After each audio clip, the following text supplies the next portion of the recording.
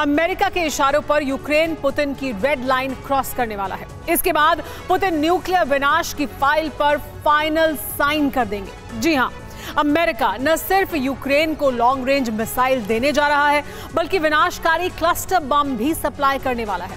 यानी यूक्रेन जल्द ही cluster bomb से काउंटर अटैक करने वाला है। अगर ऐसा हुआ तो पुतिन क्या करेंगे? क्रेमलिन का अगला कदम क्या होगा? इसी पर देखिए हमारी पहली और एक्सक्लूसिव वॉर रिपोर्ट।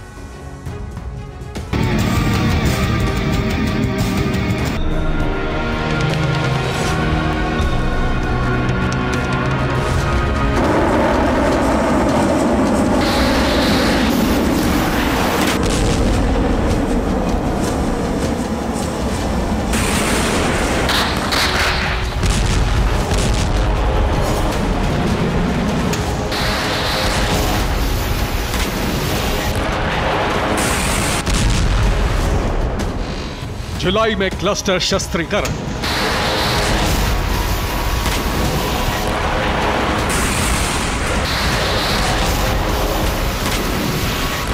तीन फ्रंट पर एटमी रन।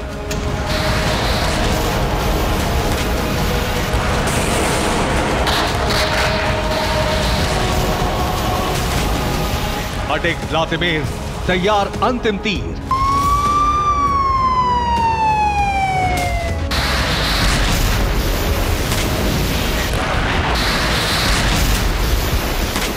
जुलाई 2023, ये महीना महाविनाश का महीना बनने जा रहा है।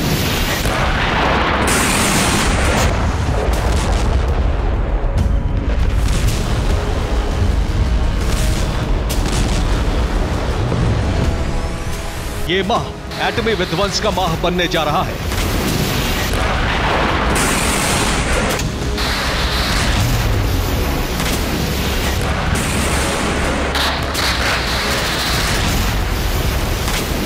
पुतिन तबाही का तूफान लाएंगे और इसकी वजह बनेंगे बाइडेन के घातक और विनाशक हथियार।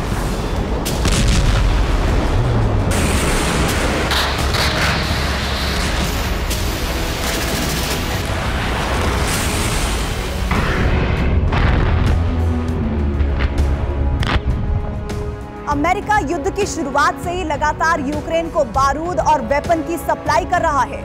लेकिन बाइडेन अब जेलेंस्की को जो हथियार देने जा रहे हैं वही एटमी संहार की असली वजह बनेंगे।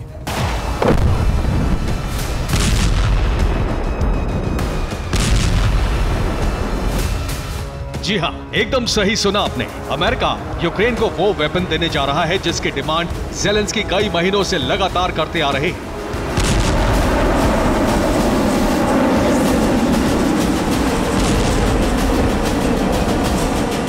अमेरिकी अखबार द वॉल स्ट्रीट जर्नल की रिपोर्ट के मुताबिक अमेरिका जल्द ही यूक्रेन को लंबी दूरी तक मार करने वाली मिसाइल दे सकता है। व्हाइट हाउस इस पर गंभीरता से विचार कर रहा है।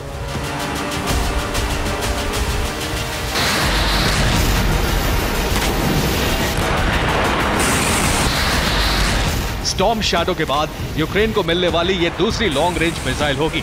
इस मिसाइल का नाम क्या है, इसकी फायर पावर क्या है, इससे यूक्रेनी फोर्स रूस में कैसी तबाही मचाएगी, इसकी पूरी और एक्सक्लूसिव रिपोर्ट आपको बताएंगे। लेकिन सबसे पहले उस विनाशकारी बम की बात जो यूक्रेन को मिलने वाला है, और इस बम का नाम है क्लस्टर बम।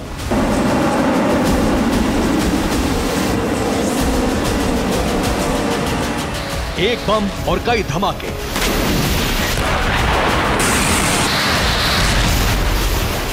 जमीन पर सिलसिलेवार बारूदी ब्लास्ट और बेहिसाब आग। ऐसा लगता है जैसे हवा से जमीन पर बमों की बरसात हुई हो।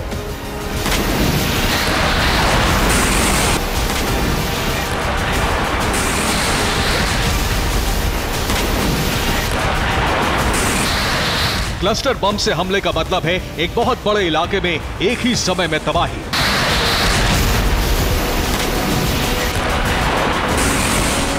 क्लस्टर बम ऐसा हथियार है जो दुश्मन को बच निकलने का मौका नहीं देता।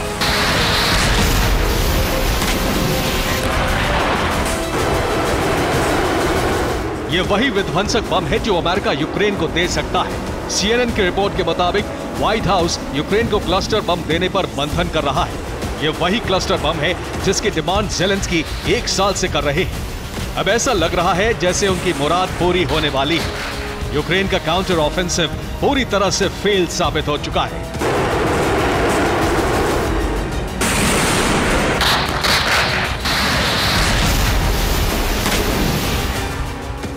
रूसी सेना ने वॉर जोन में जगह जगह खाई खोद रखी है। इसकी वजह से यूक्रेनी फोर्स रूसी सेना को टारगेट नहीं कर पा रही है। अगर यूक्रेन को क्लस्टर बम मिल जाए तो फिर वो लगातार रूस के सैनिकों पर हमला करेंगे। रूस के सैनिक ट्रेंचेस में छिपकर हमला कर रहे हैं और ये क्लस्टर बम उनको एक ही धमाके में मार गिराएंगे।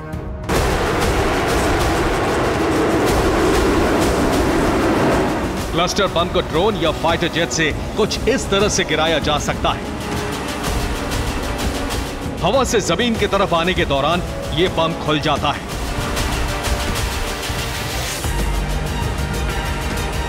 इसके अंदर से कई छोटे छोटे बम निकलते हैं। एक साथ एक समय पर तमाम धमाके होते हैं और बहुत बड़ा इलाका कुछ इस तरह से दहल जाता है।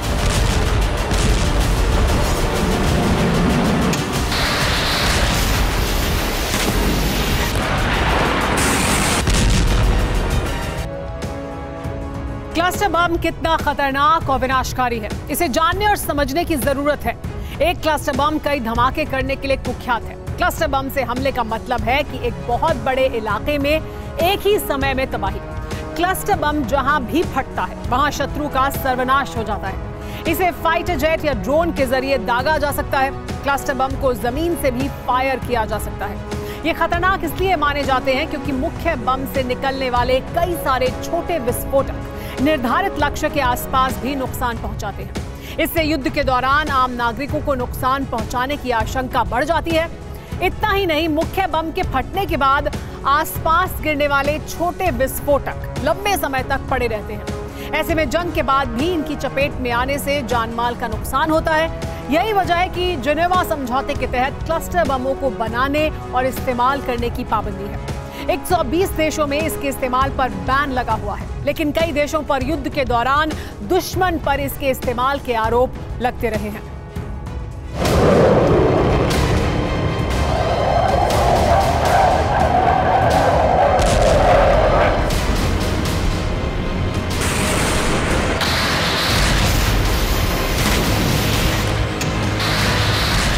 बात सिर्फ क्लस्टर बम तक सीमित नहीं है। अमेरिका जल्द ही यूक्रेन को आर्मी टैक्टिकल मिसाइल सिस्टम्स यानी अटैक एमएस दे सकता है।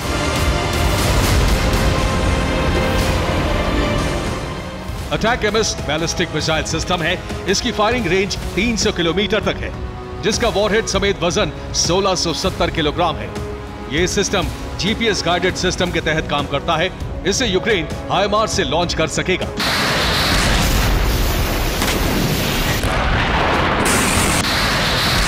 इस मिसाइल से यूक्रेन रूस के अंदर उसके सैन्य ठिकानों को तबाह कर सकेगा।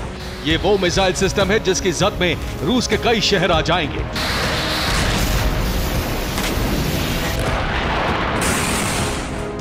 Crimea, Sevastopol, Belgorod, Kursk, Rostov ये रूस के वो इलाके हैं जो अटैक एमएस की जद में आ जाएंगे। ज़ेलेंस्की सेना इन्हीं इलाकों पर विध्वंसक प्रहार करेगी।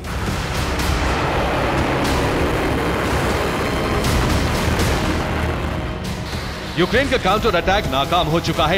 यही वजह है कि अमेरिका के साथ साथ यूरोपियन यूनियन ने भी यूक्रेन को घातक हथियार देने की घोषणा की है। जाहिर है यूक्रेन आने वाले वक्त में अमेरिकी और यूरोपीय हथियारों से रूसी जमीन पर बारूदी प्रलय लाएगा। ज़ेलेंस्की सेना का यही कदम एटमी विनाश की वजह बनेगी।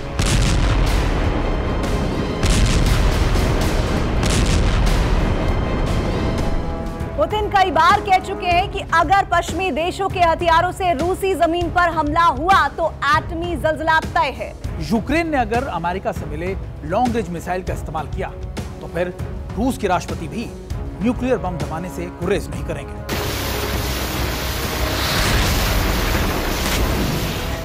इसका मतलब यह है कि पुतिन का एक ऑर्डर और फिर शुरू हो जाएगा परमाणु प्रलय। पुतिन के पास अब एक ही विकल्प बचा है और वो है परमाणु प्रहार।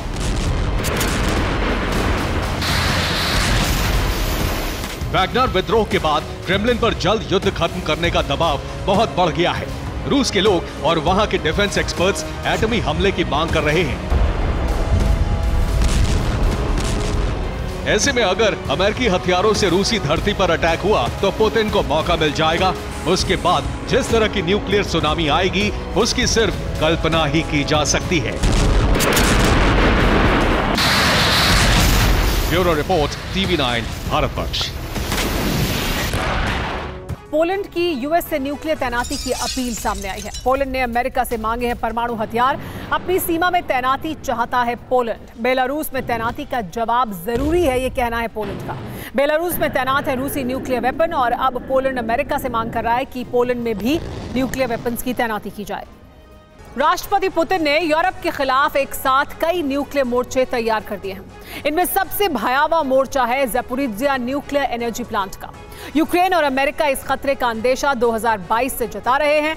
IAEA ने भी ये माना है कि ज़ैपोरिज्जिया विस्फोट से होने वाले भयावह विनाश की कल्पना भी नहीं की जा सकती है। अब यह खतरा स्पष्ट नजर आ रहा है। काखोवका डैम विस्फोट के बाद कूलिंग प्लांट का जलाशय सूख रहा है। रूस ने भी प्लांट के आसपास एक स्पेशल ऑपरेशन शुरू कर दिया है। रूस की तैयारी देखते हुए यूक्रेन ने भी रेस्क्यू मिशन का ब्लूप्रिंट तैयार कर लिया है और ड्रिल भी शुरू कर दी है। ज़ैपोरिज्जिया से न्यूक्लियर बवंडर कभी भी शुरू हो सकता है। आ पहुंचा है रण का अंतिम चरण। अड़िग है राष्ट्रपति व्लादिमीर, तैयार है युद्ध के विजय का अंतिम तीर। लेकिन ये अंतिम तीर सिर्फ यूक्रेन का नहीं बल्कि पूरे यूरोप का विनाश कर सकता है। रूस ने बार बार चेतावनी दी कि युद्ध यूक्रेन और रूस के बीच है तो फैसला भी दो ही देश करेंगे। लेकिन ग्लोबल वर्चस्व की जंग में यूरोप और अमेरिका भी कूद पड़े।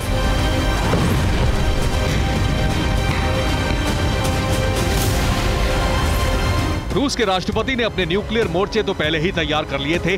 बार बार यूरोप और अमेरिका को चेतावनी भी दी गई, लेकिन चेतावनियों का असर नहीं होने के बाद अब एटमी विस्फोट का आखिरी फैसला ले लिया गया है।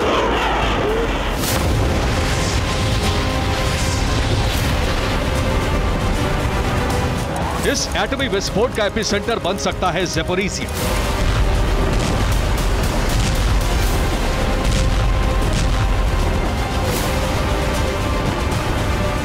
यूक्रेनी इंटेलिजेंस की रिपोर्ट है कि रूसी सेना को ज़ैपोरिज्जिया न्यूक्लियर पावर प्लांट में विस्फोट करने के आखिरी आदेश दिए जा चुके हैं। जून के शुरू में ही अमेरिका ने साफ तौर पर दावा कर दिया था कि रिएक्टर यानी प्लांट में मौजूद रूस की सेना ने रिएक्टर के आसपास बम बिछाना शुरू कर दिया है।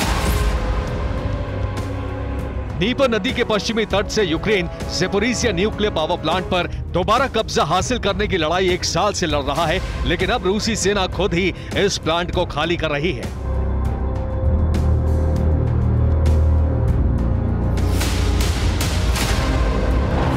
यूक्रेनी इंटेलिजेंस के मुताबिक रूस ने प्लांट के भीतर मौजूद जवानों की संख्या घटानी शुरू कर दी है। न्यूक्लियर एनर्जी कंपनी रूस एटम के कर्मचारी प्लांट छोड़ चुके हैं। यूक्रेन के कर्मचारियों को भी प्लांट छोड़ने का आदेश दिया गया है।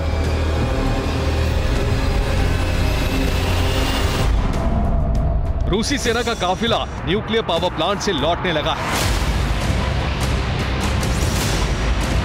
सड़क पर धूल उड़ाते दौड़ते हुए ये टैंक रूस के हैं।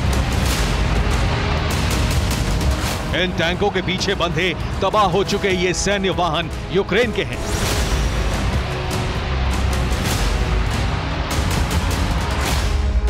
रूसी फौज के कई टैंक इसी तरह युद्ध में तबाह हो चुके यूक्रेन के सैन्य वाहन और बाकी साजो सामान पीछे बांधकर लौट रहे हैं। इन तस्वीरों से कई सवाल एक साथ उठ रहे हैं। रूस अपना ज़ैपोरिज्जिया न्यूक्लियर पावर प्लांट अचानक क्यों खाली कर रहा है? बीते 1 साल से रूस का प्लांट पर कब्जा है। रूस का प्लान ज़ैपोरिज्जिया प्लांट की बिजली क्रीमिया पहुंचाना है। प्लांट से एक बिजली सप्लाई लाइन क्रीमिया तक बिछाई जा चुकी है। यूक्रेन चाहकर भी रूस के 500 फौजियों को प्लांट से नहीं खदेड़ पाया। जब सभी हालात रूस के पक्ष में हैं, तो फिर रूस प्लांट क्यों खाली कर रहा है? ज़ेपोरिज़िया की जंग लड़ रही यूक्रेनी फौज भी इन सवालों के अर्थ समझ चुकी है और इसीलिए अब ज़ेपोरिज़िया के न्यूक्लियर पावर प्लांट में विस्फोट तय माना जा रहा है।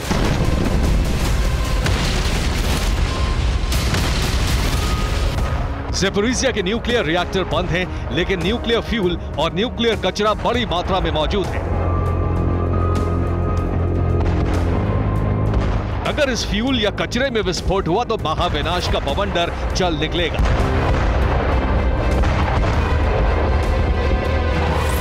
यूक्रेन की सेना ने चेर्नोबिल से कई गुना बड़े महाविनाश से लड़ने की तैयारी शुरू कर दी है।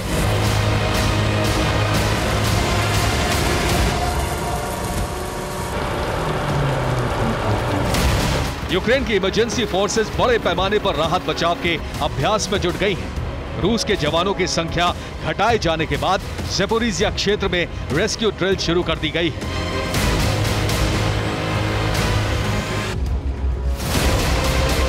इमरजेंसी फोर्सेस के जवान लोगों को रेडिएशन से बचाव के उपाय बता रहे हैं। न्यूक्लियर विस्फोट अगर होता है तो उस सूरत में लोगों को क्या करना है, यह समझाया जा रहा है।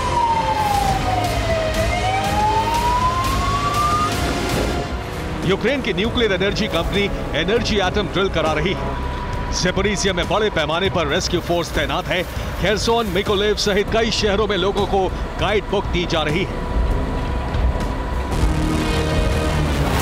यूक्रेन का आरोप है कि रूसी सेना ज़ेपोरिज़िया पावर प्लांट में कभी भी न्यूक्लियर ट्रिगर दबा सकती है।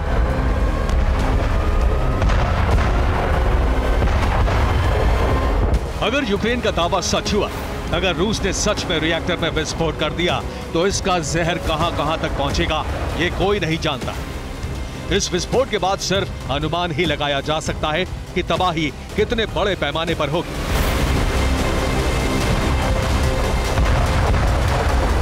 हार्वर्ड यूनिवर्सिटी के रिसर्चर मारियाना बजरिन का दावा है कि रेडिएशन हवा की दिशा पर निर्भर है और दिशा पश्चिमी हो सकती है, जिसमें रूस के एक बड़े हिस्से समेत पूरा Ukraine, Moldova, Belarus, Lithuania, Latvia, Estonia, Finland, Sweden, Greece, Bulgaria, Serbia, Romania, Hungary, Slovakia, Poland, Italy, Croatia, Austria, चेक Republic, France, Belgium, Netherlands, Germany, Denmark, UK, Ireland से भी आगे आइसलैंड तक रेडिएशन की चपेट में होंगे।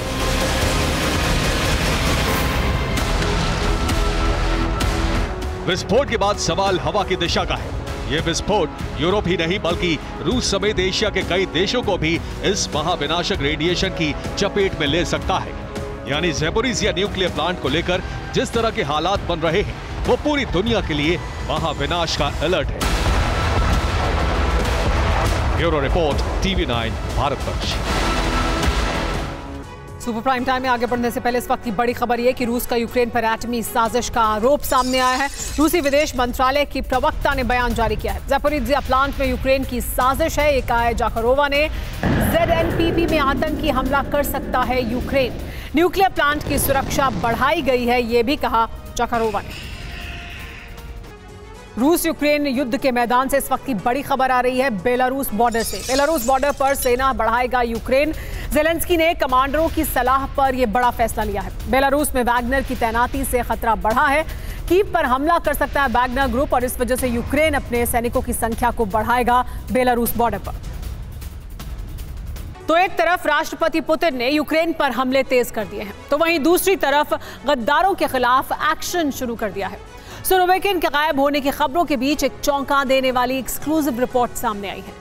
इस रिपोर्ट में दावा किया गया है कि पुतिन के करीबी जनरल सर्गेई सुरोविकिन को वैगनर विद्रोह की पूरी जानकारी थी, लेकिन यह बात रूसी राष्ट्रपति से छिपाई गई। इस रिपोर्ट से यह भी जानकारी सामने आई है कि फिलहाल सुरोविकिन रूसी खुफिया एजेंसियों की हिरासत में है। इतना ही नहीं, दावे यहां तक हैं कि पुतिन वैगनर चीफ तक को ठिकाने लगाने की तैयारी कर चुके हैं। यानी गद्दारों के खिलाफ रूसी राष्ट्रपति फुल एक्शन मोड में है। पुतिन के खिलाफ हुए इस विद्रोह की आंधी को 6 दिन का वक्त बीत चुका है। पुतिन का प्राइमरी टारगेट फिर एक बार यूक्रेन और उसके राष्ट्रपति ज़ेलेंस्की है, मगर रूस में उन गद्दारों की तलाश और उनके खिलाफ तफ्तीश अब भी जारी है जिन्होंने विद्रोह के इस बारूद में लगी आग को भड़काने की कोशिश की।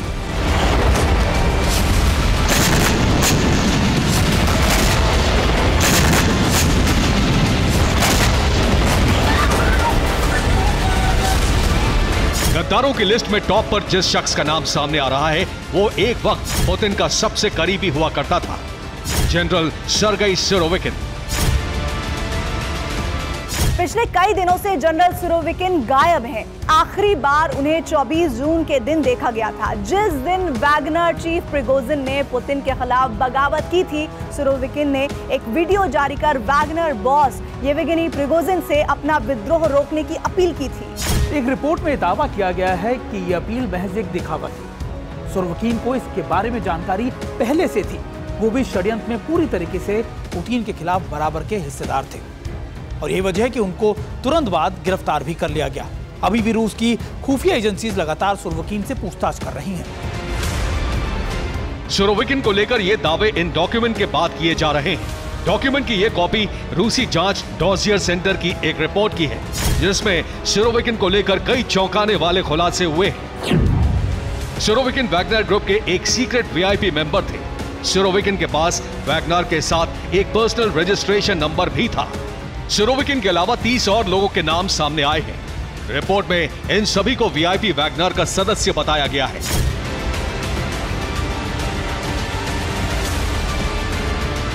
माना जा रहा है कि रूसी जांच डॉजियर सेंटर के रिपोर्ट के आधार पर जनरल सुरोविकिन को हिरासत में लिया गया है और उनसे पूछताछ की जा रही है। हालांकि इस पर रूस की तरफ से अभी तक कोई प्रतिक्रिया सामने नहीं आई है।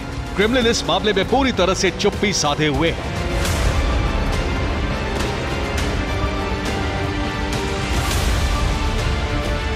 हाल ही में एक मीडिया ब्रीफिंग के दौरान क्रेमलिन के प्रवक्ता दिमित्री पेस्कोव से पत्रकारों ने सुरोविकिन से जुड़े कुछ सवाल पूछे, जिनके जवाब में पेस्कोव ने कहा, मेरा सुझाव है कि आप रक्षा मंत्रालय से संपर्क करें, ये उनका विशेषाधिकार है। पेस्कोव ने इस सवाल का जवाब देने से भी इनकार कर दिया कि सुरोविकिन अब भी पुतिन के भरोसेमंद हैं या नहीं।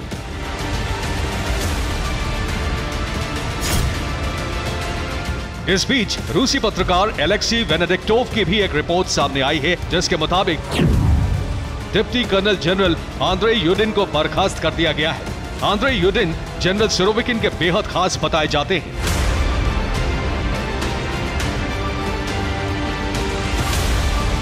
सुरोविकिन के करीबी की बर्खास्तगी का फैसला उनकी गद्दारी और गिरफ्तारी की आशंकाओं को बल दे रहा है। और अगर ये आशंकाएं सच साबित होती हैं, तो पूरी दुनिया जानती है कि पुतिन गद्दारों को क्या सजा देते हैं।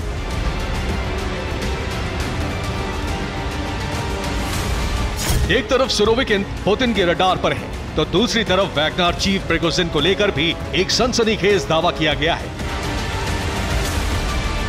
ये दावा यूक्रेन के इंटेलिजेंस चीफ कोरिलो बुडानोव ने एक अमेरिकी वेबसाइट द ड्राइव को दिए इंटरव्यू के दौरान किया। बुडानोव के दावे के मुताबिक पुतिन ने प्रिगोजिन के द एंड की तैयारी कर ली है। प्रिगोजिन की हत्या का प्लान तैयार कर लिया गया है।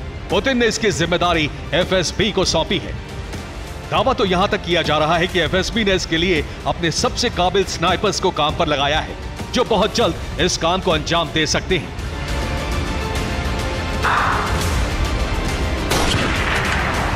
हालांकि कोरिलो बुडानोव का यह दावा एक प्रोपेगेंडा भी हो सकता है, क्योंकि बीते दिनों कुछ मीडिया रिपोर्ट सामने आई थी, जिनके मुताबिक प्रिगोजिन को मरवाने का प्लान रूसी रक्षा मंत्री का था, जबकि एफएसबी चीफ ने प्रिगोजिन की जान बचाकर उसे बेलारूस भेजा।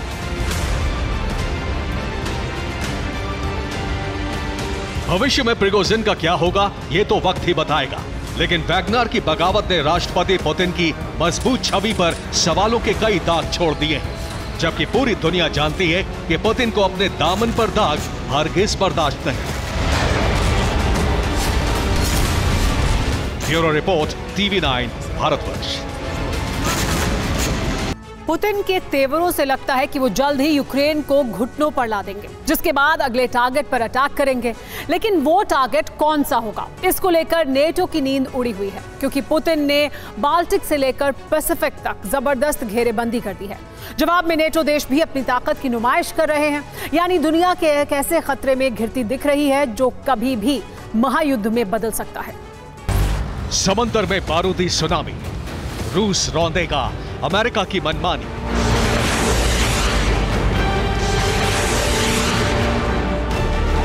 अमेरिका की एटमी तैयारी रूस पर पड़ेगी भारी।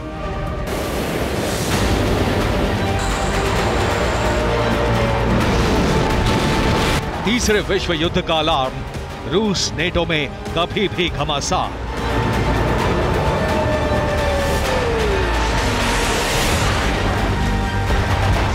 बाल्टिक से लेकर पैसिफिक तक बारूदी जलजला कभी भी आ सकता है, क्योंकि हालात इतने संगीन हो चले हैं कि अगर किसी भी तरफ से अटैक हुआ तो पलटवार इतना भयंकर होगा जो सीधे तौर पर तीसरे विश्व युद्ध में बदल जाएगा।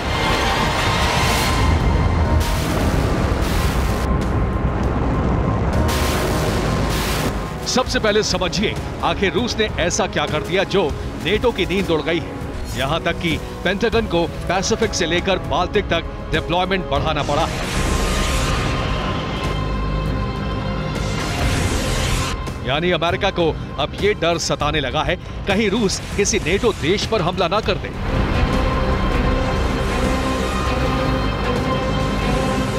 दरअसल रूस बाल्टिक सागर में वॉर एक्सरसाइज कर रहा है, जिसमें वो स्कंदर मिसाइल सिस्टम का भी इस्तेमाल कर रहा है। इसके अलावा रूस ने जापान सागर में एंटी-शिप मिसाइल मॉस्किट का सफल टेस्ट किया, जबकि पैसिफिक में रूस के वॉरशिप पहले से तैनात हैं।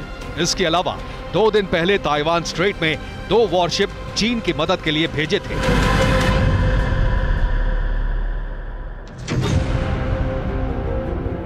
जबकि रूस का आर्कटिक में पहले से ही सी मिलिट्री बेस मौजूद है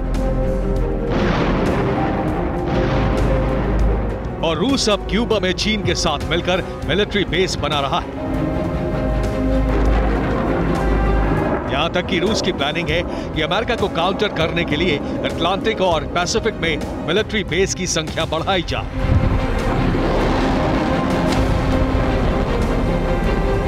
यानी रूस की समंदर में घेराबंदी अमेरिका के लिए बड़ी मुसीबत लेकर आई है, क्योंकि अमेरिका पैसिफिक में अपना दबदबा कायम रखना चाहता है। लेकिन रूस लगातार अमेरिका को काउंटर कर रहा है, यहां तक कि ताइवान और जापान के पास अपने वॉरशिप लगाकर अमेरिका को सीधा चैलेंज दे दिया है।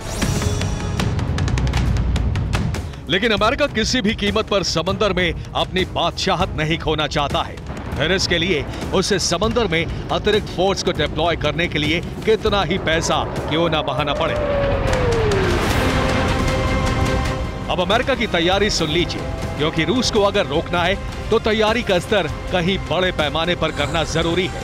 यही वजह है कि अमेरिका ने अपने सबसे खतरनाक एयरक्राफ्ट कैरियर को रूस को काउंटर करने के लिए तैनात कर दिया है। अमेरिका ने यूएसएस निमित्ज को उतारा है, जिसका साथ देने के लिए यूएसएस डिकैटर और यूएसएस बंकर हिल पहले से ही मौजूद है।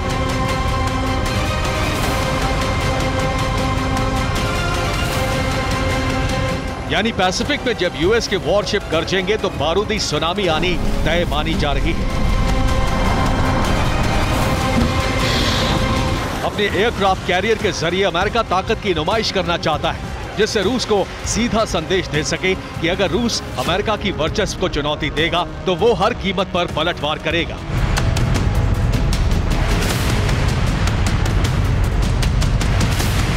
इतना ही नहीं, नेटो भी रूस के खिलाफ जंगी तैयारी में जुटा हुआ है। एक दिन पहले ही फ्रांस ने हाइपरसोनिक ग्लाइडर का टेस्ट करके रूस को चौंका दिया था और अब ब्रिटेन, नॉर्वे और स्वीडन के एयरक्राफ्ट की सॉटी भी रूस को धमकाने के लिए तैयार है।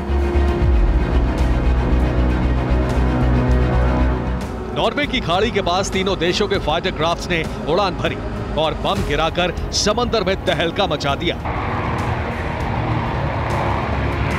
एक तरफ अमेरिका ने पैसिफिक में वॉरशिप उतारे, दूसरी तरफ बॉम्बर से एयर एक्सरसाइज करके अमेरिका रूस को यह बता देना चाहता है कि अमेरिका किसी भी सूरत में रूस को दबदबा कायम नहीं करने देगा, फिर चाहे बाल्टिक से लेकर पैसिफिक तक कयामत ही क्यों ना आ जाए। जाहिर है ये आसार महायुद्ध वाले बन रहे हैं, क्योंकि अमेरिका ने नेटो सदस्य देशों को गोला बारूद देने के लिए मंजूरी दे दी है। खासतौर से नेटो सदस्य देशों को हथियार देकर अमेरिका अपना सुरक्षा घेरा मजबूत कर रहा है, क्योंकि अमेरिका भी इस बात को समझ चुका है कि यूक्रेन में तबाही के बाद रूस आगे बढ़ेगा। इस बीच अमेरिका रास्ते में आता है तो रूस हमला भी कर सकता है। बस उसी हमले से बचने की तैयारी में अमेरिका बाल्टिक से लेकर पैसिफिक तक अभेद्य किला बना देना चाहता है। Bureau report, TV9 Bharatvarsh. Taiwan straight में पिछले 3 दिनों से युद्धक हलचल है। जिनपिंग की सेना जो कुछ कर रही है वो इस बात का ऐलान कर रहा है कि चीन का ऑपरेशन ताइवान लॉन्च होने वाला है। चीन के एयरक्राफ्ट और वॉरशिप लगातार 3 दिनों से घुसपैठ कर ताइवान को मिटा देने की धमकी दे रहे हैं। इससे बड़ी खबर यह है कि ताइवान पर हमले के लिए जिनपिंग को पुतिन का साथ भी मिल गया है। इस बात का सबूत तब मिला जब रूस के 2 वॉरशिप ताइवान के पास पहुंच गए। तो सवाल यही है कि क्या जिनपिंग और पुतिन का साझा विध्वंसक प्लान जल्द ही लॉन्च होने वाला है? जल, थल और नभ हर फ्रंट पर युद्धाभ्यास चल रहा है।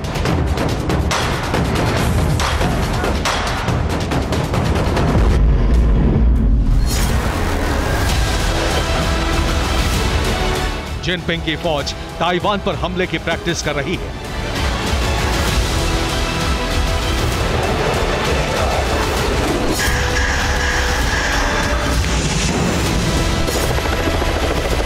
ये ड्रैगन के पावर का प्रदर्शन है, वो पावर जिससे वो ताइवान पर आक्रमण करने का खतरनाक मंसूबा पाले बैठा है।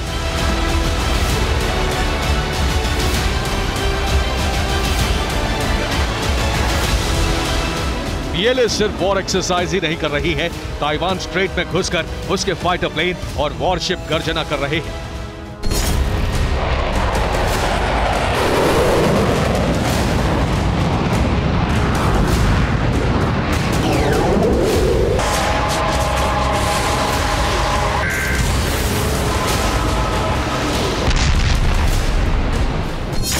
बुधवार को चीन के 14 एयरक्राफ्ट और 4 वॉरशिप ने घुसपैठ की तो गुरुवार को 9 फाइटर प्लेन और 4 युद्धपोत ने ताइवान को मिटा देने की धमकी दी।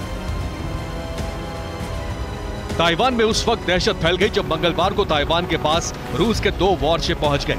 तो सवाल यह है कि क्या चीन और रूस मिलकर ताइवान पर हमला करने वाले हैं? क्या ताइवान मसले पर जिनपिंग को पुतिन का साथ मिल गया है?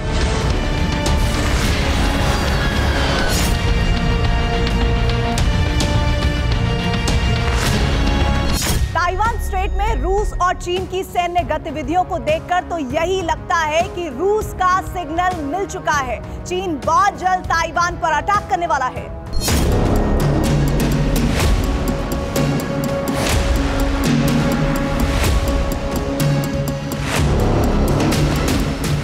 इस बात का सबूत तब मिला जब जिनपिंग ने अपनी फौज को वॉर रेडी रहने का ऑर्डर दे दिया।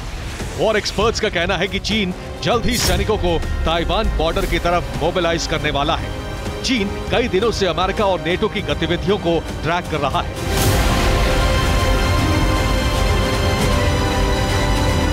अमेरिका, फ्रांस, कनाडा और जापान ड्रिल कर रहे थे। चीन ने अपने जासूसी विमान से इसकी निगरानी की। इसके अलावा चीन ऑस्ट्रेलिया और जापान की वॉर एक्सरसाइज पर भी नजर रख रहा है।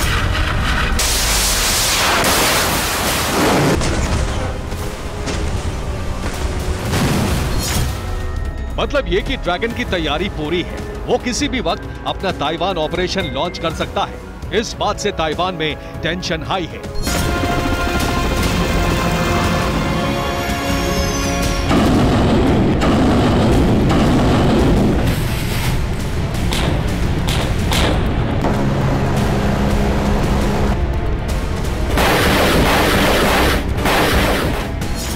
ताइवान भी तेजी से बारूदी पलटवार की तैयारी कर रहा है।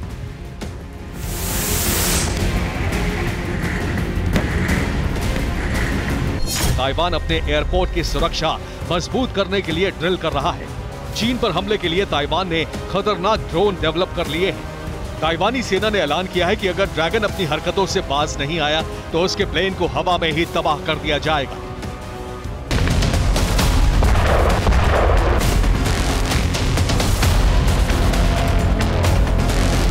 ड्रैगन के डेंजर मंसूबों से न सिर्फ ताइवान बल्कि अमेरिका भी हाई अलर्ट मोड में है। अमेरिका ताइवान को $440 मिलियन का हथियार देने जा रहा है। इसमें सर्विलांस ड्रोन समेत कई घातक हथियार शामिल हैं।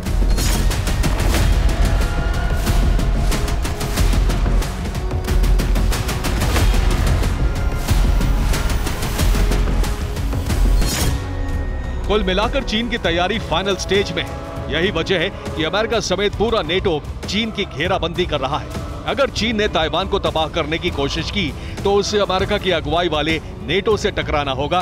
और इसी के साथ तीसरे विश्व युद्ध का सबसे बड़ा और खतरनाक गेट ओपन हो जाएगा। Bureau report, TV9 Bharatvarsh. और अब बात फ्रांस की, जहां बीते 72 घंटों से लगातार हिंसा का दौर जारी है। राजधानी पेरिस में हालात बेकाबू हो चुके हैं। हजारों की संख्या में प्रदर्शनकारी सड़कों पर हैं। कई इमारतों में आग लगा दी गई है, गाड़ियां फूंक दी गई हैं। सिर्फ पेरिस ही नहीं बल्कि राजधानी से 200 किलोमीटर दूर मौजूद शहरों में भी बवाल मचा है। डर है फ्रांस में हालात 2005 के दंगों से भी ज्यादा खराब हो सकते हैं। तो कहीं इमारतों में आग लगा दी गई, कहीं प्रदर्शनकारियों ने पुलिस पर हमला कर दिया,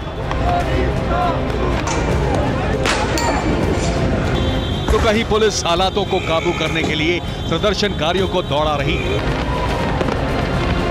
हर तरफ विरोध है, आक्रोश है, हिंसा है, आगजनी है। जबरदस्त बवाल और हंगामे की ये तस्वीरें फ्रांस के अलग अलग शहरों की हैं। जहां मंगलवार के दिन शुरू हुआ प्रदर्शन अब आउट ऑफ कंट्रोल हो चुका है। हालात ये है कि प्रदर्शनकारियों ने पुलिस थानों तक को फूंक डाला, कई गाड़ियों में आग लगा दी। फ्रांस में मचे इस बवाल की वजह क्या है? आखिर क्यों गुस्साई जनता शहर के शहर फूंक डालने पर उतारू है? सब कुछ आपको बताएंगे, मगर उससे पहले इन तस्वीरों को देखिए और फ्रांस के मौजूदा हालातों को समझने की कोशिश कीजिए। रात के वक्त धू धू कर जलता ये एक बस डिपो है जो फ्रांस की राजधानी पेरिस में मौजूद है। फ्रांस की राजधानी पेरिस बीते 72 घंटों से सुलग रही है। पेरिस के ज्यादातर इलाके हिंसा की चपेट में हैं। कई इमारतों को आग के हवाले कर दिया गया है।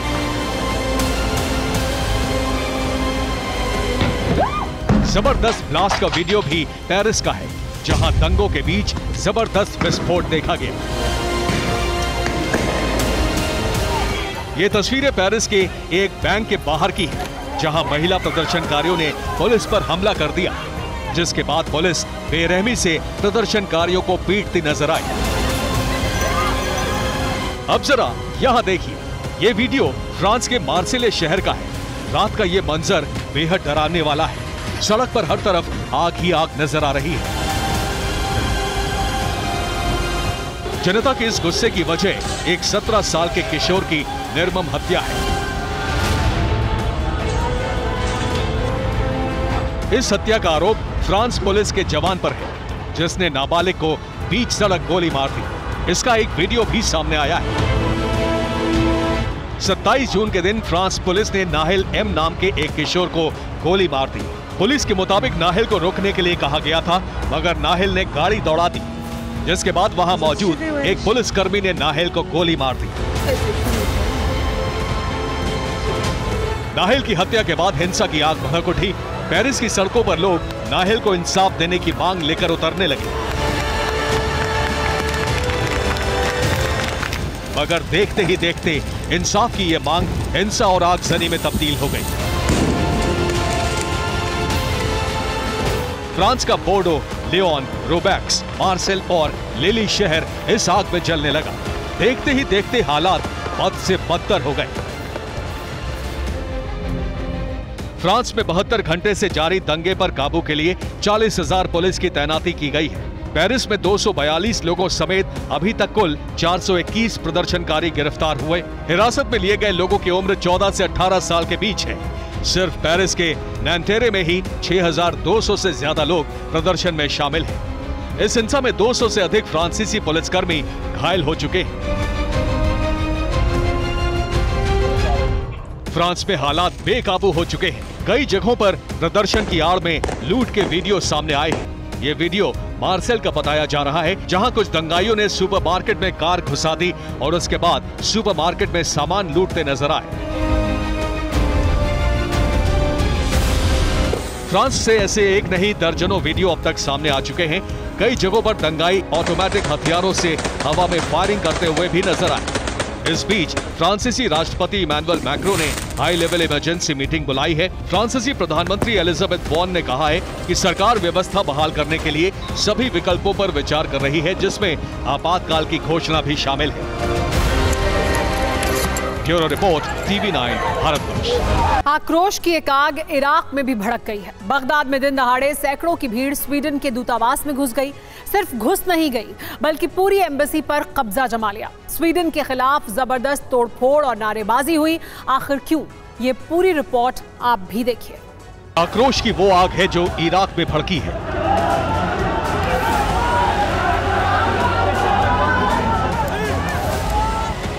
बगदाद में लोगों के हुजूम ने स्वीडन के दूतावास को हाईजैक कर लिया।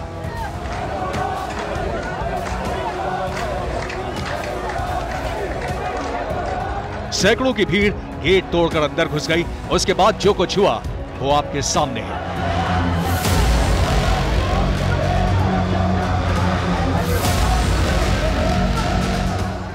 स्वीडन के खिलाफ जबरदस्त नारेबाजी हुई, तोड़फोड़ हुई।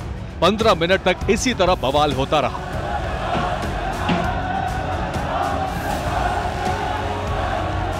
भीड़ आउट ऑफ कंट्रोल थी। लोगों के क्रोध के सामने पुलिस और सिक्योरिटी फोर्स ने सरेंडर कर दिया।